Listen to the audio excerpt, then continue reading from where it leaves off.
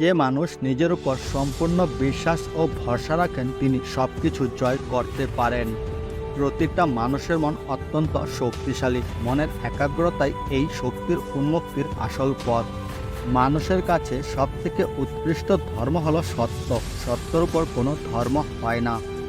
যে মানুষ নিজের দুঃখকে সাহসের সাথে জয় করে তার কাছে অসম্ভব কার্যও সম্ভব। জীবনে যাই হোক না কেন নিজের মনের মধ্যে কখনো রাগ, ঘৃণা ও অহংকারের বিষ ঢুকে এলো না। এই বিষ একবার শরীরে প্রবেশ করলে মৃত্যু না হওয়া পর্যন্ত তোমায় শান্তি দেবে না।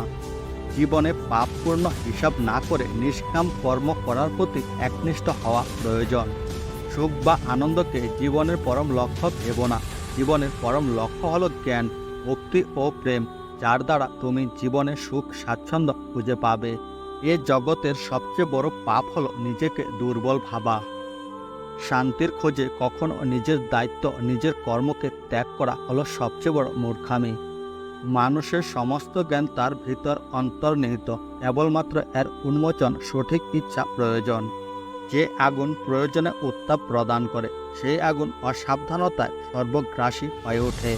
মনের উপর নিয়ন্ত্রণ পেতে গেলে সবার প্রথম আমাদের শরীরের উপর পূর্ণ নিয়ন্ত্রণ স্থাপন করা প্রয়োজন। ওঠো, জাগো, থেমো না যতক্ষণ না নিজের লক্ষ্যে পৌঁছ। ঈশ্বরকে পেতে এখানে ওখানে ঘোরার কোনো দরকার নেই। যদি তাকে খুঁজতে হয় তাহলে নিজের মনের মধ্যে খোঁজো।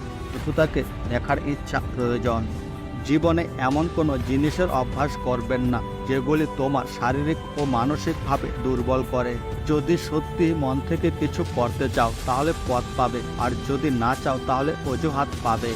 একদিনে বা এক বছরে সফলতার আশা করো না। সবসময় শ্রেষ্ঠ আদর্শকে ধরে রাখো। আমি বিশ্বাস করি যে কেউ কিছু পাওয়ার উপযুক্ত হলে জগতের কোনো শক্তি তাকে বঞ্চিত করতে পারে না। চলার পথে যদি কোনো সমস্যার সম্মুখীন না হও তাহলে বুঝবে তুমি ভুল পথে চলেছ। ঘৃণার শক্তি অপেক্ষা প্রেমের শক্তি অনেক বেশি শক্তিমান।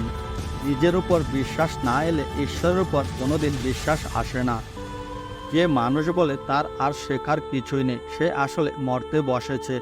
যতদিন বেঁচে আছো শিখতে থাকো।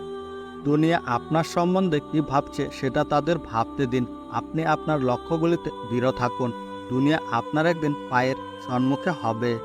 অন্য কারোর জন্য অপেক্ষা করো না। তুমি যা করতে পারো সেটা করো, কিন্তু অন্যের উপর আশা করো না।